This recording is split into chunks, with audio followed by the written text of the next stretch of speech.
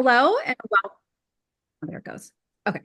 Hello and welcome, everyone. My name is Lauren Mieli, and I am founder of the Catnip Times, which is a blog that's dedicated to responsible cat ownership.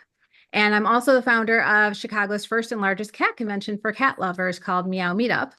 And that was before the pandemic. The pandemic kind of ended the whole Meow Meetup thing, but it was a lot of fun while it lasted. Today, I work as a marketing and business consultant in the veterinary healthcare industry, and I am a proud cat parent to 5 cats. And the most number of cats I've ever had was 10. So Oh my 10, goodness. which is a huge, yeah, a huge number. And there's a long story about that. But I'm down to 5 now. So I've been through the peaceful passing of pets, unfortunately, and it's not something I had to work that in there. It's not something that I love to talk about, but it's definitely a necessary conversation, I think, for all pet owners. So I'm honored to be moderating this conversation with all of you incredible veterinary professionals today from the peaceful passing of pets. Your work is dedicated to guiding pet parents through the hardest part of pet ownership, which is caring for a sick or aging pet, making end of life decisions for them, and understanding the options for aftercare. So we have 3 distinguished guests today, and I'll briefly introduce each of you now. I'll start with Dr. Mike Henson. He's a veterinary oncologist and professor at the University of Minnesota's College of Veterinary Medicine. He has extensive experience in oncology and palliative care and has dedicated much of his career to improving the outcomes for pets with cancer and helping pet owners navigate the difficult decisions surrounding end-of-life care. And then we'll move on to Dr. Sandra Soucheray. She's the owner of Dr. Soucheray's at-home veterinary care, where she provides mobile hospice and palliative care services for pets. She was one of the first veterinarians to become certified in animal hospice and palliative care and has a deep passion for supporting families through this emotional journey. So thank you for being here. And last but not least, we have Theresa Miniscalco. I hope I pronounced your name right. Yeah. And Theresa is a certified vet tech and practice manager with Dr. Soucheray. She has over 18 years of experience in veterinary medicine. And interesting fact, she's one of only 14 vet techs worldwide that is certified in animal hospice and palliative care. So with that, if I missed anything, I want all of you to speak up because you have very impressive backgrounds. So I thought we would get started, and then as you're answering questions, if you want to give more context or background for the audience, feel free, and I would encourage you to do so because that was really a tiny version of what you guys do and what you're all about. And I know that there's so much more there. So I guess we can get started here with the questions. And just for some context, we brainstormed some questions ahead of time, and then I went ahead and I grouped them into 3 different sections just to make the conversation, I think, flow a little bit better. So those 3 sections are, the first one is how to recognize if your pet is suffering. The second one is preparing for the end. And the third section is euthanasia and aftercare. I allotted 15 to 20 minutes per section for these, and there's like 3 or 4 questions each. So I'm just going to throw out the questions and then leave it to you all to answer, unless we want to do round robin and start with one. But I just thought I would ask the question and then we'll just have a discussion. I think you all have great things to add here. So without further ado, section 1 again was recognizing when a pet is suffering. So the first question is, what are the signs of pain or discomfort in cats? Who wants to take it? I teach on this subject. Oh, you want to go first, No, Sandra? no, go ahead. Go ahead, Mike. Yeah, well, I mean, we can all do all of them, I think. But Yep. so when I'm teaching to the students, I kind of categorize things into 2 major categories: the loss of normal behaviors that they would do, and then new or abnormal behaviors that are coming up that give an indication that there's a change. So loss of normal behaviors would be things like a decrease in playfulness, or decrease in activity, or a change in their interactivity. So they used to cuddle with you and now they're hiding. as an example. There may be more, loss of activity, so more lethargic than they would be prior to that. Um, of course, decreased appetite, decreased grooming, those kinds of normal behaviors. And then newer abnormal behaviors, there's a long list of them, and it depends on what hurts, right? So it can be as simple as interrupted sleep. So they sleep more than they did before, but they don't sleep as soundly as they did previously. And so you notice them shifting around more at night or even during the daytime. They're just not as restful as they would be. Sometimes it's a change in the resting position. They don't sit the same way they used to, curled in a C, or now they're kind of hunched up on their sternum. So it could be a change in position. They might pay attention to the painful area if it's something that's external. So if it's their paw, they'll be licking at it, that kind of thing. If it's oral pain, they might eat less, but also have drooling or eat on one side of their mouth.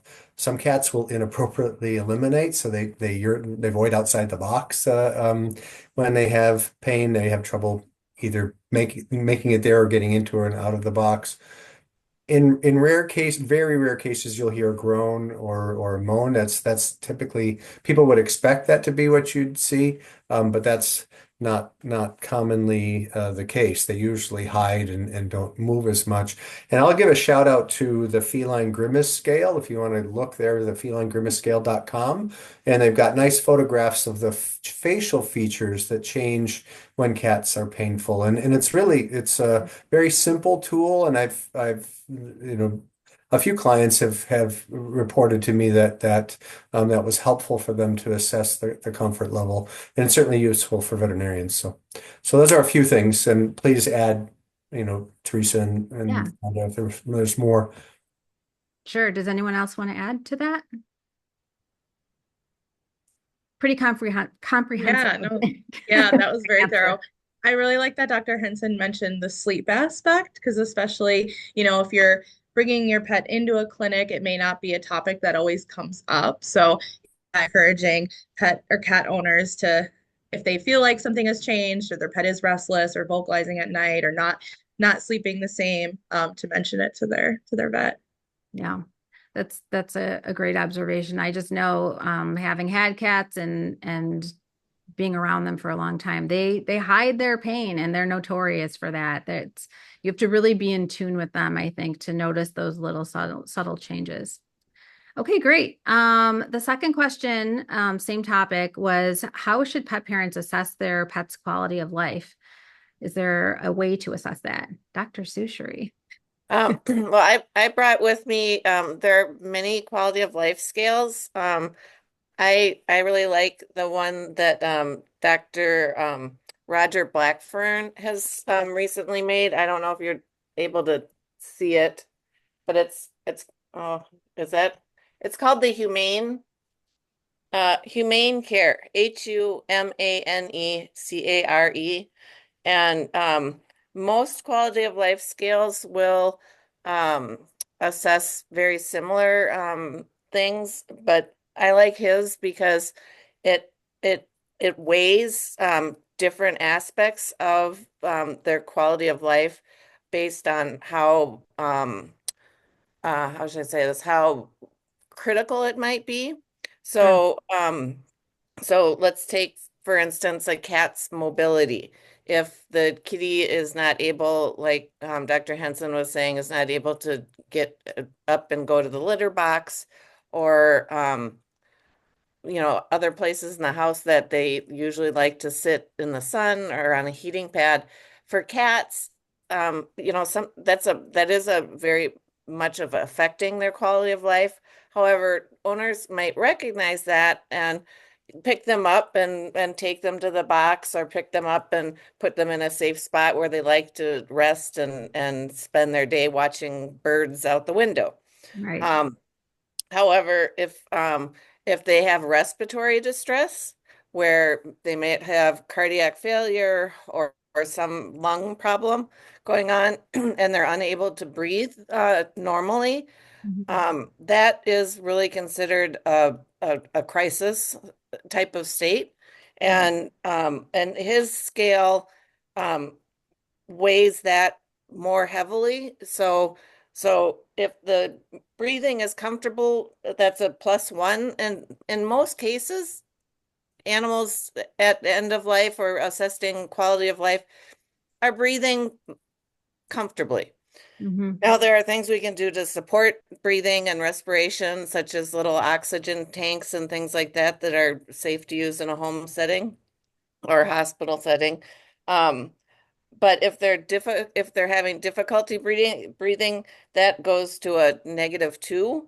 And things like appetite is goes from a +2 to a -2. And basically you add up all the different parameters, hydration, how are you able to provide care for your cat, the mobility, the appetite, the enjoyment of the family activities, elimination behaviors, comfort and pain-free, anxiety levels, respiration and engagement. And those are all graded. And if the grade is 14 to 7, that's considered that the cat is doing well and probably doesn't need any intervention. If the score is 6 to 0, then that's borderline, and so it's considered that that cat now probably needs some veterinary intervention to help raise the score. If the score ends up being a -2 or less, then it's a time to perhaps consider humane euthanasia.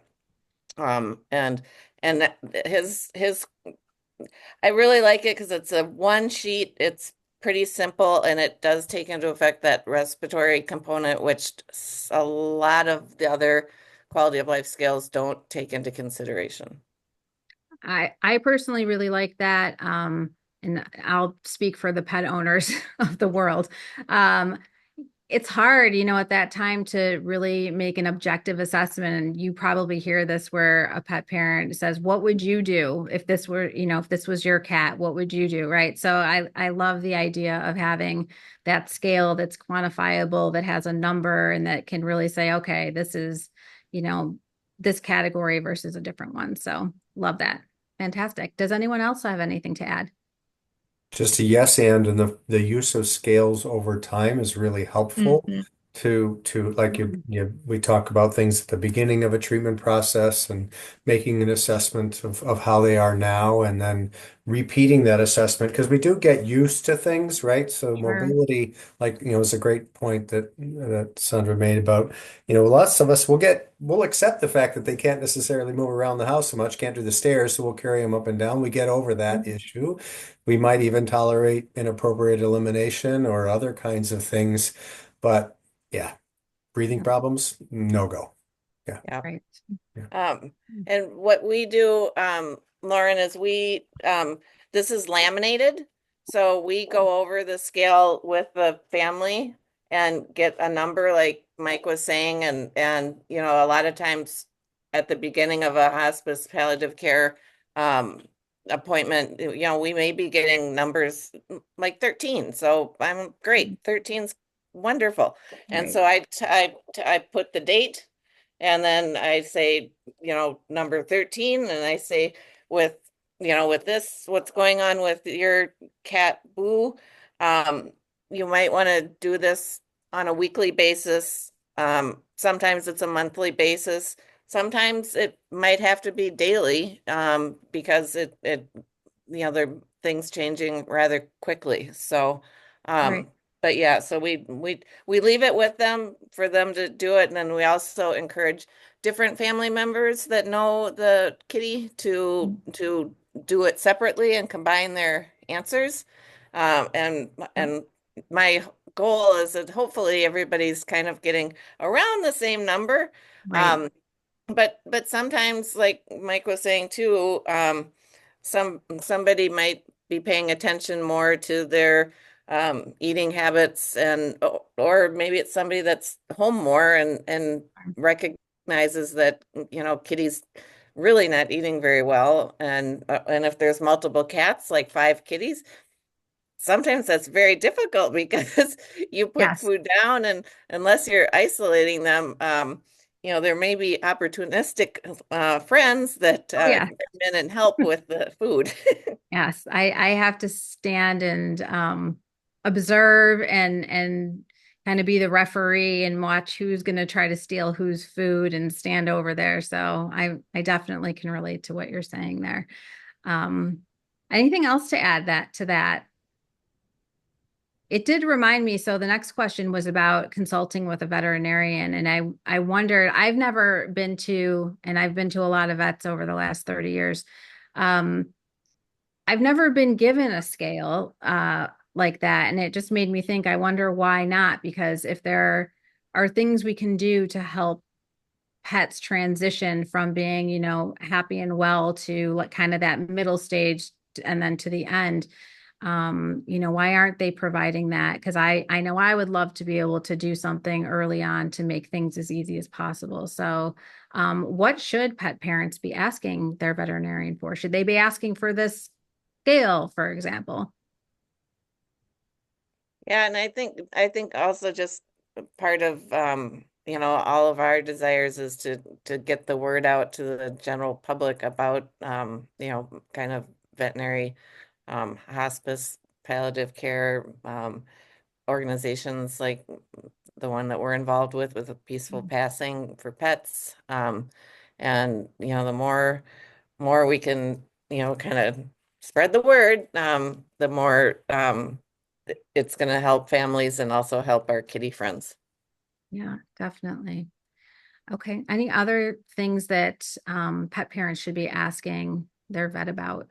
Well, I mean, the list we teach students is of what they should provide should be the same as what the questions that if they're not getting that information from the veterinarian, they should ask for that information. So what's the diagnosis? What are the treatment options? What's the prognosis, which is sort of the estimated outcome with any particular treatment? What are the side effects of that treatment? The risks associated with, what are the costs associated with that treatment? And then the other part, particularly in end of life and in the cancer world, what will happen if treatment doesn't work or you decide not to treat for all the reasons you decide not to treat because Mhm. of time or cost or prognosis isn't good enough or there's a whole bunch of reasons why families may choose not to treat. So what we call the natural history of the disease? What is the expected outcome? What are you going to see over time as this progresses? The diabetes progresses, or the cancer progresses, or the heart failure progresses, or kidney failure progresses. What is it that's going to happen that would be a clue that we need to either do something, do Right. the X, Y, or Z treatment, or palliative care, supportive care, and it's dependent on the patient, or when is it a deal breaker? When is it something that where the quality of life is too low for us we need to move into hospice or you could be considering euthanasia and those kinds of like, what are the clues? What do I need to look for at home and in order to be the best advocate for my loved one as I can? Yeah, I think the whole idea of palliative care to get I don't know if it's just me, but it's got if it's I know it's definitely is this is pertaining to me, but it probably pertains to others. But with palliative care, I feel like with my cats in the past, it just goes from like treating, and then something acute happens, and then we go into, end of life, where there's not like this middle ground. It's like treating, treating, and everything seems fine, and then until it's not. Is there anything that really should, maybe it's just me, but is there anything else we should be looking for before we get to end of life for that palliative stage? It depends on the disease state largely. And so, Mhm. so it's a conversation with your veterinary team about because you have choice in the matter, right? You can choose to do treatment X, Y, or Z. And we always teach you should provide options, right? So you got a palliative option. One option is saying goodbye, right? If it's bad enough, that would be one option. There's hospice, there's palliative care before you get into an end of life situation. And then treatments that might be definitive for the underlying problem, like surgery for a cancer, for instance, or might be medications for heart failure, might be subcutaneous fluids for a cat with advanced renal failure, kidney failure, but there's variations on a theme, right? To the treat, and then you can't do anymore.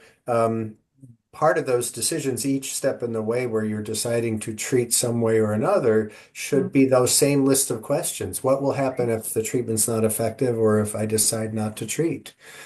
Palliative care is active total care when cure is not the goal or not chosen, right? So that's the definition of it. So palliative care could be implemented over here or Right. down here, and both are fine. I mean, it's all a conversation. I love that you defined palliative care too. I think that's great. It makes perfect sense. And I think it needs more awareness as well. Okay, if everyone's comfortable, we'll move on to the second section, which was preparing for the end. This is I think very hard for a lot of people to talk about. But I think having those conversations can only help the pet, especially, and obviously the owners as well. So first question is, what changes can occur in the months or weeks leading up to a pet's passing that are kind of signs that we're preparing for the end? I mean, I think it like Dr. Henson was saying before, it really depends, unfortunately, on the disease process and what is going on, because you know, renal failure is much different than diabetes and is much different than congestive heart failure, but giving families information about the diagnosis is very helpful, where we'll email client education material to families when we are seeing them with a diagnosis of early kidney disease, and what that's perhaps going to look like um down the way. Um and it also depends on the family too. I mean, subcu fluids for some people are like piece of cake. I did that with my other cat, and it was fine. And you sometimes suggest it to people, and they're like, I'm gonna poke a needle in what? No. And and also kind of making those choices okay for the family, I think is very important, because um if they can't do it, even though it might benefit the cat, um they shouldn't be feeling badly about that, because that's it's part of our job is to support the pet and the family, and that's the veterinarian, the vet team, social workers sometimes are involved, the family and the animal. I think I'm getting the whole, but it's a big triangle where everybody tries to work together to help the pet and the family outcome, I guess, in the best possible way. Yeah, it sounds like some of the things that we covered previously too about suffering. If we're seeing suffering, that is probably a sign that we're leading up towards the end, I would imagine. Um, And sometimes it's just generic things for the ill cat, right? So as they're getting older, if they're infirmed in some way, they're less active. Their sleep is interrupted. It's just there's overlap between the signs of pain and the signs of sick cat, right. and so sometimes it's something like if you're talking months out, gradual weight loss. Like you didn't really even notice that much difference, but the Yeah. kitty's getting skinnier and skinnier over time. And it's not something easily treatable like hyperthyroidism, and they're losing, weight because they're hyperthyroid, which is a common old cat thing and quite treatable. But if they're losing weight because their kidney failure is progressing or because they have cancer or something else, and again, we're not choosing to treat the underlying problem, that clue might be that that gradual weight loss. And eventually it'll progress to something that's more obvious, like the hiding or actual refusing to eat or vomiting or some other clinical sign that seems more acute, but it's actually been going on for a while Right. because the cat's been losing weight for several months. And so I totally agree with Sandra. It's really dependent on the disease state, but for the family, are we active, interactive, eating enough to maintain both hydration and body weight, Mhm. still interactive with the family? That probably would be a 13 or higher on that scale that Sandra was talking about. This is a cat that's doing okay. Yeah. Or now is it we're losing some of those normal behaviors, and it's a time for us to be maybe looking into seeing if there's something that we could mitigate. Maybe there's a medication that could help, or maybe there's some treatment that's possible, or maybe we choose not to, but at least we know what the symptoms are and we can treat the symptoms appropriately. If they're Mhm. nauseating, we give them an anti-nausea medication. If they need fluids, we give them fluids. If it's again variable. Okay.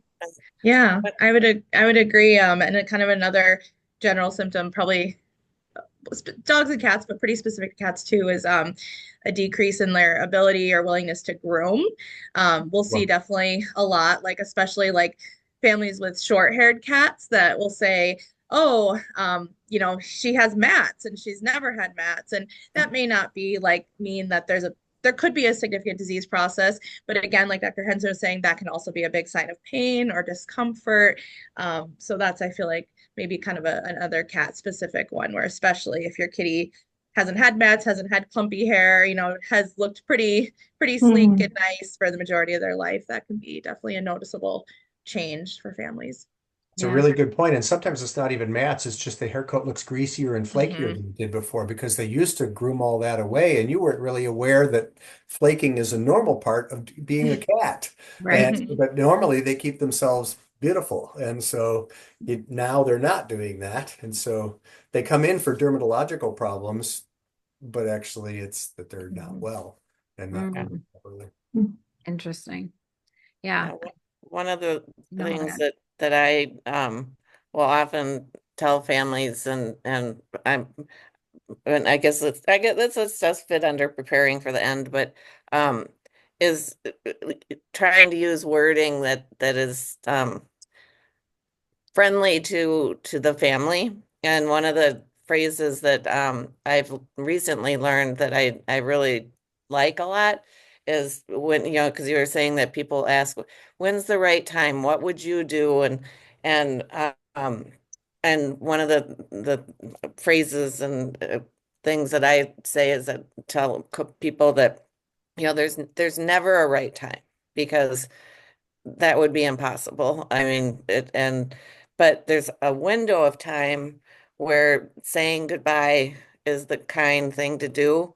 And right now, I feel like with Fluffy and your family, we are in that window of time that is a good time to be thinking about saying goodbye, which seems kind of weird but I'm like that to me lets people know that I'm supportive and I know how hard this is.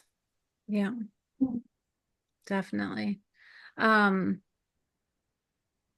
I guess in terms of signs that indicate it's time to say goodbye, do I don't know if there are specific signs. Again, it's probably, I think I know your answer. It's going to be dependent on the disease process. If I'm, is that right? But do you ever struggle with people waiting too long, perhaps, to say goodbye? Yes, and so that's the other phrase that I quite often use with families when discussing end of life is that in hospice and palliative care, it's thought that better to say goodbye a day too early on a good day than a week or a month too late, because what we are trying to avoid is suffering. And that's our goal here is to help you through this difficult time. And but also make it that we are avoiding suffering if possible. I mean, obviously, we can't be in the animal's body to know what they're feeling, but hopefully with being, you know, experienced in end of life situations, we can help avoid that as much as possible. It's not always possible though, and I have seen times, unfortunately, where and that's where sometimes if people are open to having a social worker involved in the group, because I'm a veterinarian. I'm not a counselor. I'm not a psychiatrist.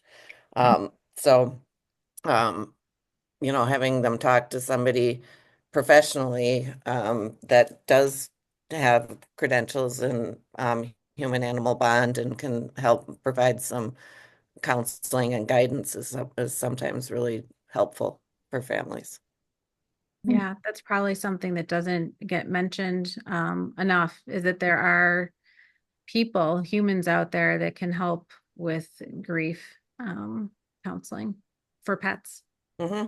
There's a whole, I mean, that's what the part of the beauty of peaceful passing for pets is that trying to create that group that involves, a care provider, of course, somebody to prescribe medications, but also social workers, sometimes clergy, if that's right for the family, lay support people. There's a variety of different of individuals, online resources. There's a variety of different resources that can help people to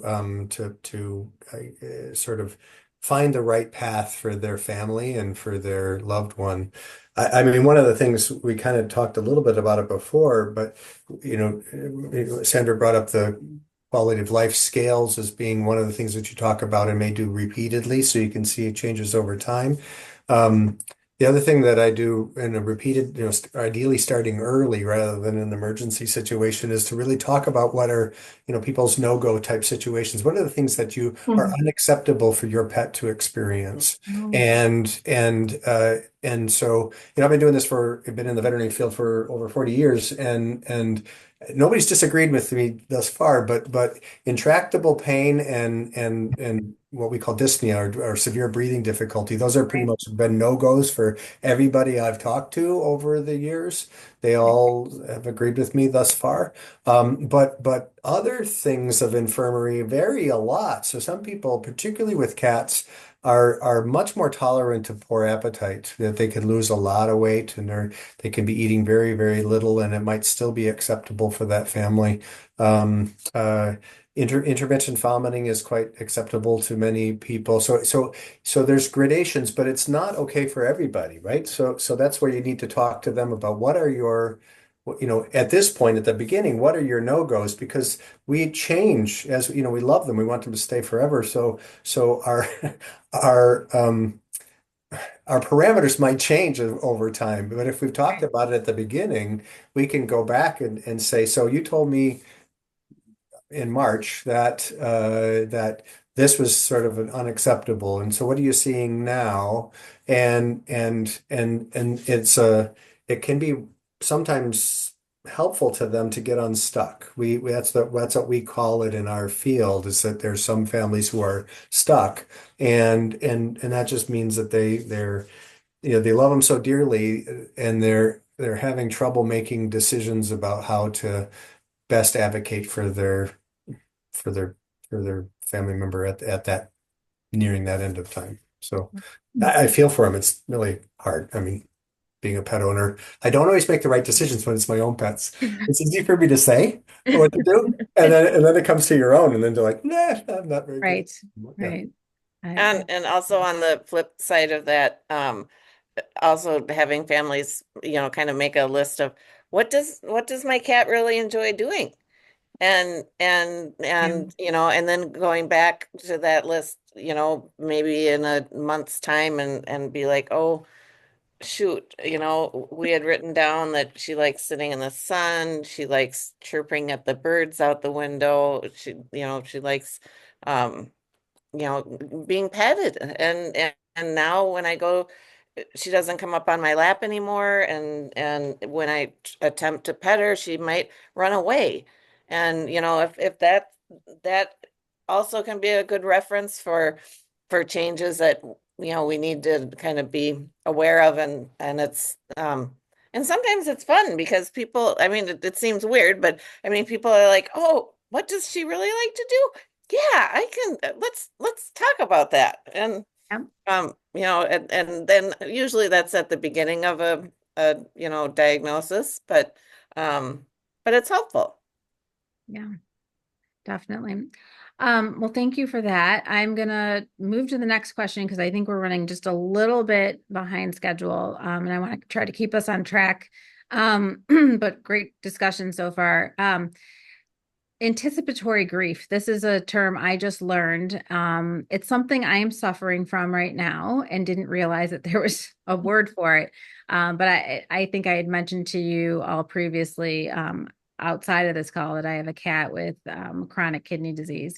And so that is definitely, I'm going through those feelings of, oh no, you know, it's not going to last forever. So how do pet parents, how should we cope with that? What is that all about? So No one wants to hand. no, I'm I'm gonna happy not to. cry.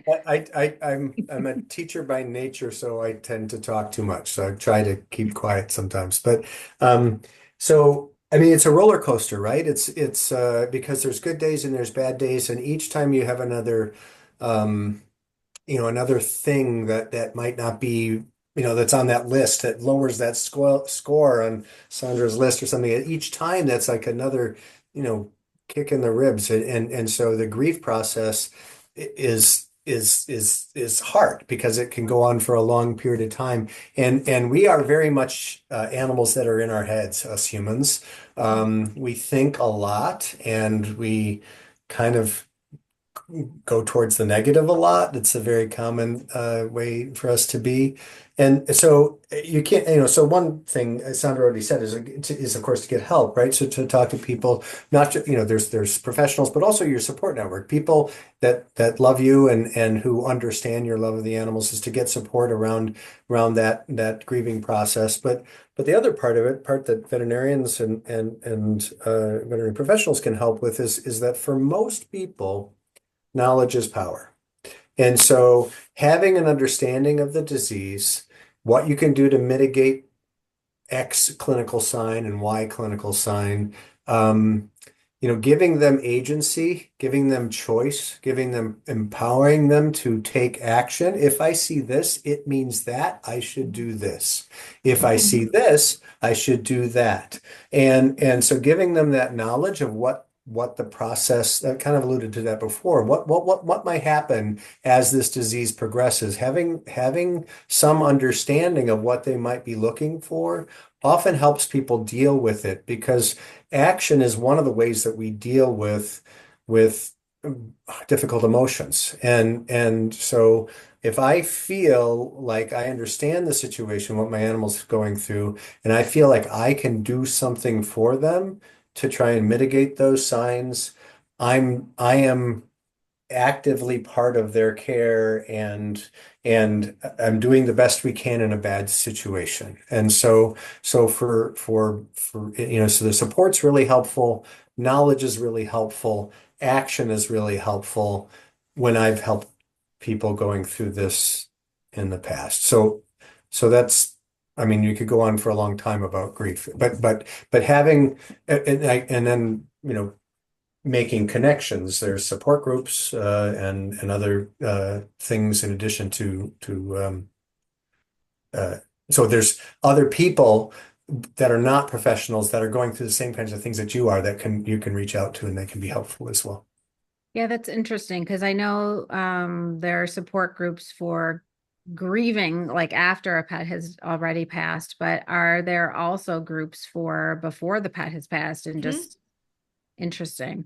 typically disease related, right? So there's typically online groups for Right. cats, people who are cats with kidney failure, people who have cats with cancer and Sure. whatever. And so they talk to each other, they share ideas, they share knowledge. Sometimes it's not correct, but then you can check with your with your trusted advisors and see if it's actually right.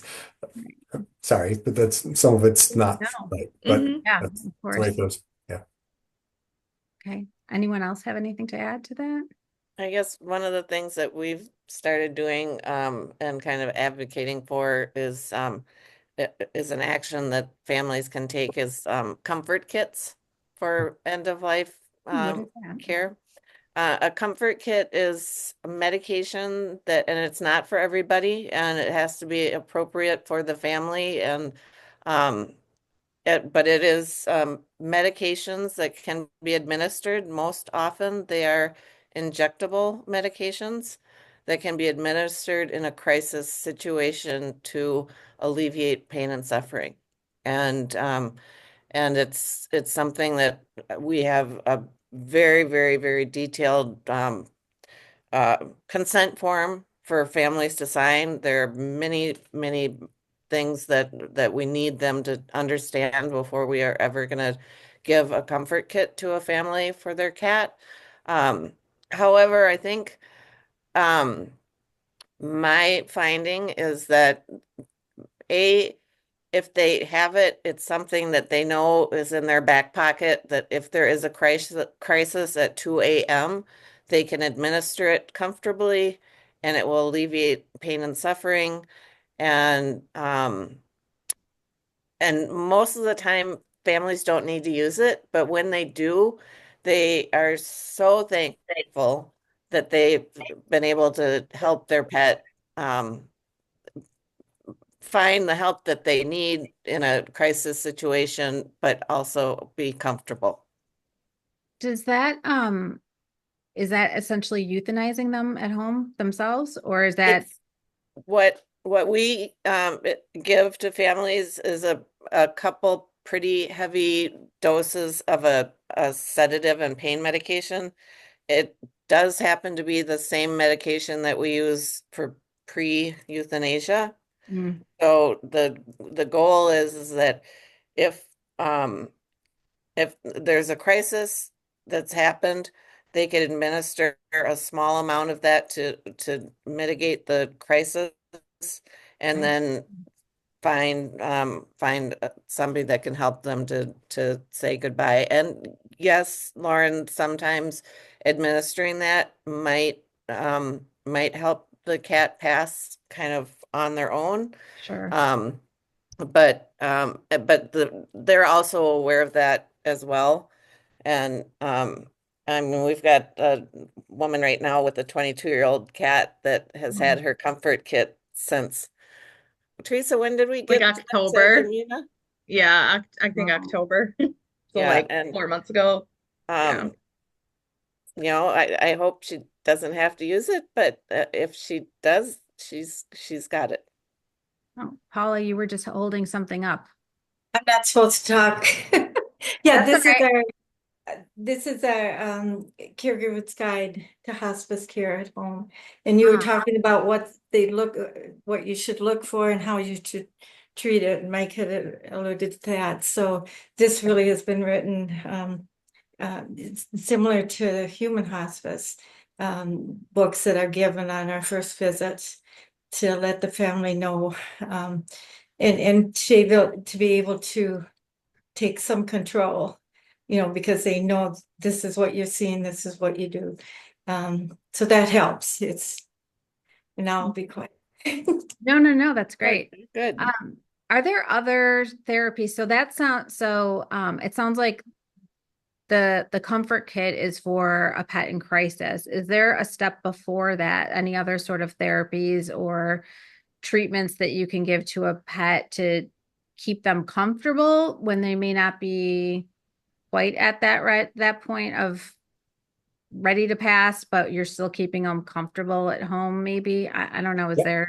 that's palliative care, and it's based Okay. on the symptoms that they're having. So, Okay. for instance, in the cancer world, if we're doing chemotherapy, we always send home one or more anti-nausea medications, sometimes an anti-diarrhea medication. Okay. So the family is empowered to use those at the earliest sign of any adverse event. That's just a normal part of what we do as part of treatment. And any disease state, most disease states where they have the potential to be life-threatening. Part of the discussion is what you can do to palliate the to ameliorate the symptoms when they come. And so but it is symptom dependent. So Okay. there's not one medication that will take care of all of those things. Right. There's anti-nausea, there's appetite stimulants, there's anti-diarrhea medications, there's medications for managing blood pressure, for improving the strength of contraction of the heart. So there's a variety of different medications, and they're tailored to the disease state that they have.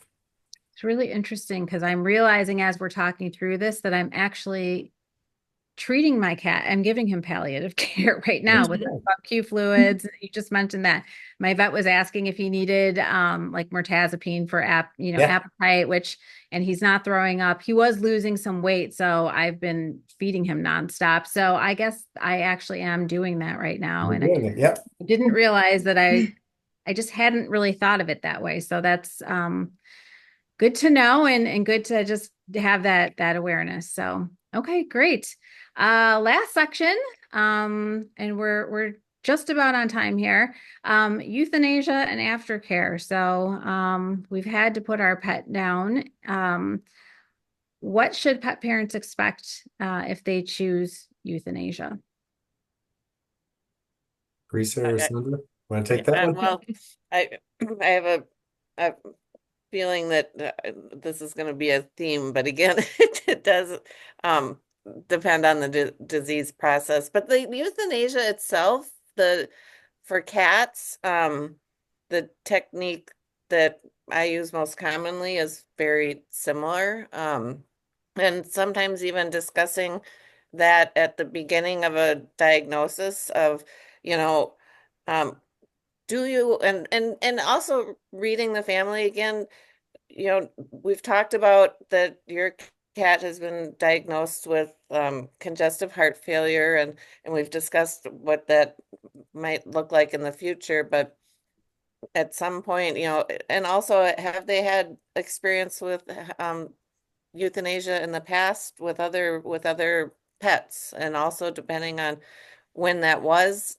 things might look very different. I'm bringing back to memory a woman that we were helping her say goodbye at her house, and the cat passed very peacefully, and she was like shocked, and she's like, oh my gosh, I can't believe how beautiful that was. And she's like, and I can't remember, it was a family member that had told her a terrible story of a a very unpeaceful passing.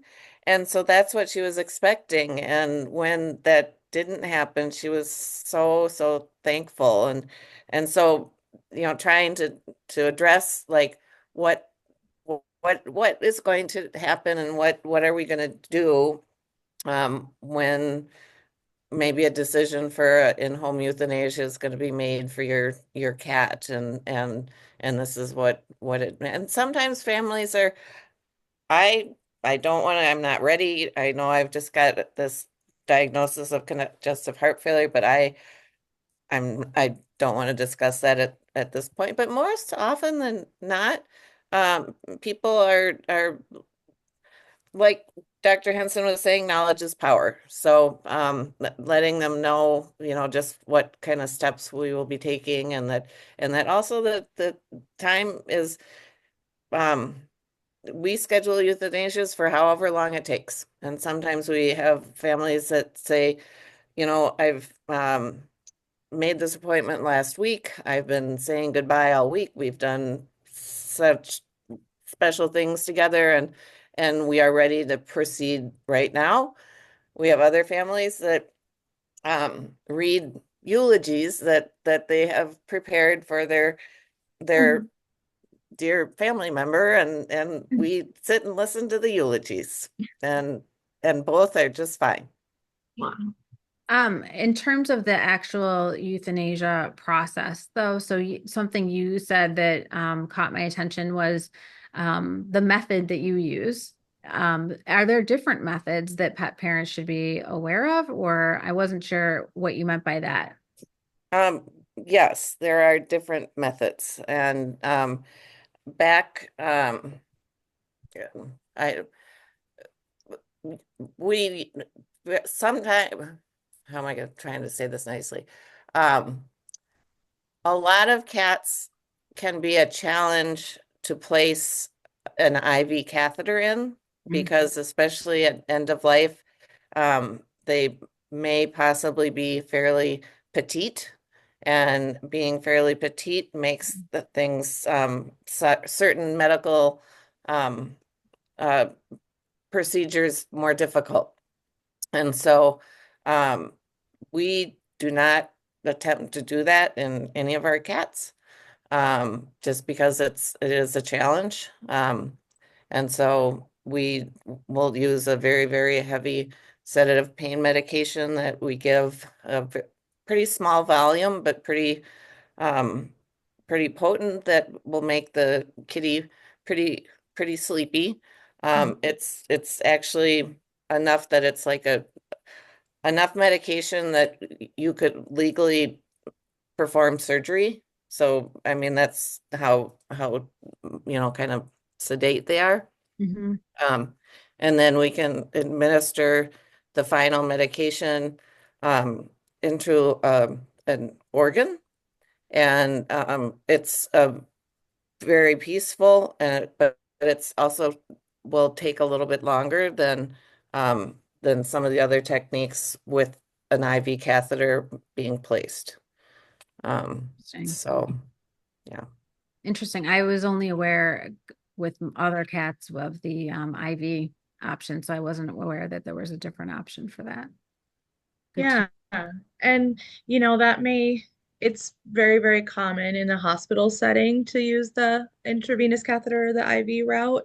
Um, a lot of the other routes and options, you'll find like the vets that maybe only offer at-home euthanasia, or who like have really, really found their passion in that. Like, I feel like it's more common with home settings or vets who they've really put in lots of time and training and learning, and they're wanting to, keep up on that specific topic as, up to date as they can. And so yeah, I feel like it's much more common to see the alternative routes with the at-home euthanasias, especially when there is more time, and it doesn't have to be as, like maybe particular or medical. So yeah, it's probably, if families haven't ever said goodbye to a pet at home, they've probably never experienced that.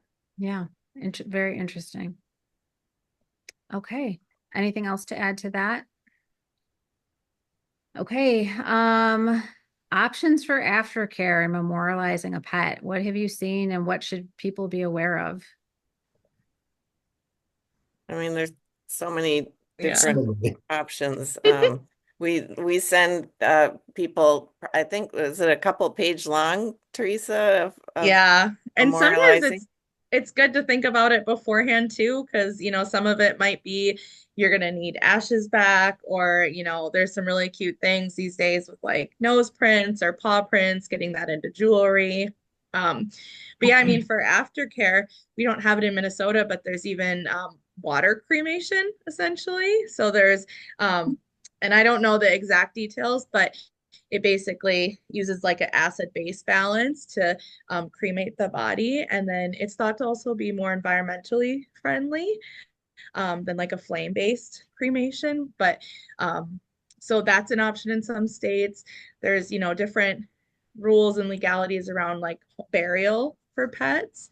But then yeah, it can be nice to think about it ahead of time, because yeah, you might want their ashes back, or I mean, there's people who make art with like fur clippings, and I mean, there's so many. There's online memorial pages.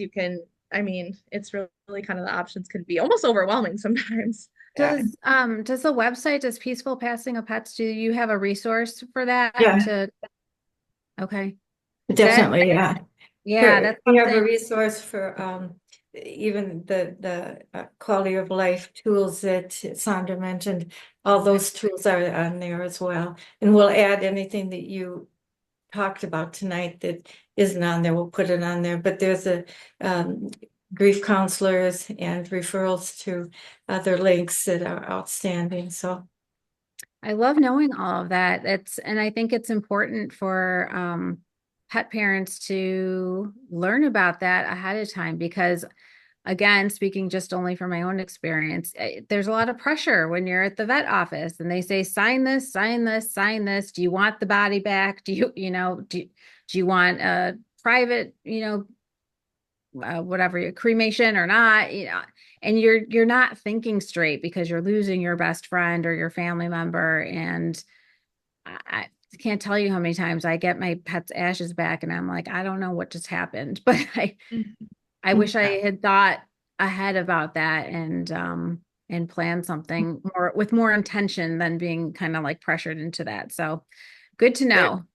There's a photographer in town here that does things, a session, a photography session with the pet, and she calls them joy sessions. And she actually makes, usually it's with a pet that has gotten a diagnosis that is or has had something happen. And actually, my dog had a seizure in April, and I was like thinking, we're she's 15 and a half and she's a yellow lab, and a grand mal seizure is not a great thing to happen. And so we did a joy session with my daughter and Tina, and we've got those pictures, and they're wonderful. And Tina's still here, so. Oh, wonderful. That's awesome. I love that. That's a great idea. Second to last question, how do surviving pets experience grief? So if you come from a multi-pet household like I do, I've got 5 cats. How do the other pets deal with the grief? Should you show them the body? What's the right thing to do, and how do you support the pets who remain? Try not to get mad at the ones that seem totally fine with the loss. Because of course some will grieve, right? And they'll pine for their lost buddy and so on and have other abnormal behaviors, even inappropriate elimination, sometimes a variety of abnormal behaviors. And then there's some of them, like someone in our family, who just like woohoo, and like you're not supposed to be that way. You try not to get too mad at them because they have different relationships, but they do have relationships, and many of them do pine for it. My simplistic recommendation is to keep your life otherwise as normal as possible, and this is routines as normal as possible. So this really pertains a lot to dogs, but if there's a certain time where you go on walks and a certain time of feeding, well, that applies to cats too. But keeping those routines as normal as you can is the easiest way for them to adapt to the fact that they've had a loss in their family. And so that'll be one important thing. Do you guys have others to add to that? Yeah, I agree. Kind of keeping routines and everything. We had one family recently that had a sister cats, and the one cat was euthanized, and the woman was, had her on her lap, and the cat had passed, and the sister cat came over and started sniffing her, and started walking, and sat on her, and the owner was like, "What? Why are you sitting on her?"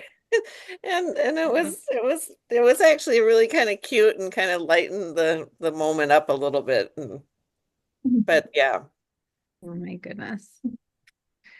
Okay, last question was again about grief support, but the resources for after the pet has passed. Are they different? Is it mostly the same stuff we discussed? What do you guys think? One of the places I like to send people is a website that's well, Peaceful Passings for Pets, but also Animal Pet Loss and Bereavement, APBL, I believe. And they've got, like Dr. Henson was saying, they've got groups and journaling and all sorts of, I mean, any time you're on the, computer and web, sometimes you can run into not so helpful things as well. But I think for the most part, that website is helpful along with like peaceful passings for pets and yeah. Okay, Yeah, great. reach out, surround yourself with loved ones who also get animal care, right? There's some loved ones who, even though you love them, they may not understand pet ownership or the bond that we have. They're probably not the best people to hang out with and go have coffee. Um, there's some clergy that don't necessarily get it, and so you have to be, you have to select, but surround yourself with people who and reach out and make connections, right? Because some people isolate when they're really sad, and that doesn't generally help them so much. So, because we're social beasts, so surround yourself, make interactions with people who get it and who can be there to support you. And I think again, I kind of said this before, but taking action helps. So some of the memorialization things that people do, having a portrait painted or that photo thing sounds great, ahead of time. But even after they pass, there are things that you can do, journaling, that can help you with that, in addition to all the things we mentioned before, like support groups, counseling, talking to your veterinarians and the professionals that work with them. They're still there, right? I mean, we say this to people all the time. I'm sorry for your loss, and we're still here to help you if you need to talk, because we get it. We've been there ourselves, and we've been there with you through this. And very few people take me up on it, but occasionally they do, and want to talk a little bit more. And Wonderful. it's what we do. That's wonderful. One of our clients makes a box that's called the Biscuit and Birdie box. And it's a box that contains a month's worth of memorial quotes and sayings and things you can do, and a candle and a journal. And what else is in it in there, Teresa? Yeah, no, I think that's the majority. But yeah, it's really nice because it's meant to help, especially when you have a pet in hospice, like sometimes you don't realize how much of your time and energy is spent caring for them.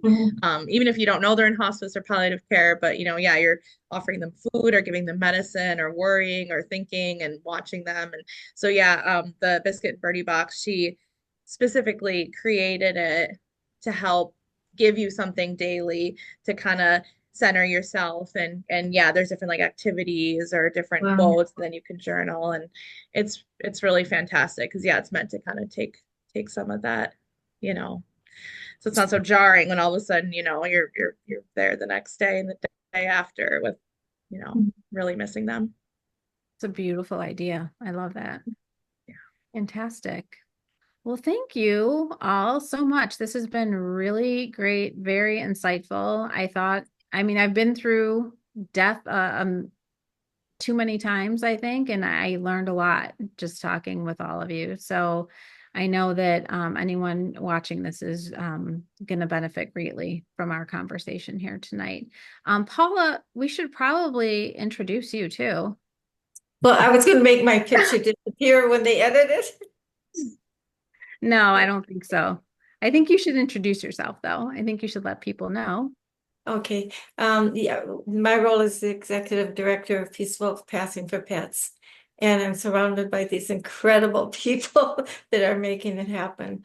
But one of the things that I do want to say is the website is rich with so much of the content that was covered tonight. We vetted everybody that's on the referral list. So we have outstanding counselors, most of who will do it online. One that actually specializes in anticipatory grief. The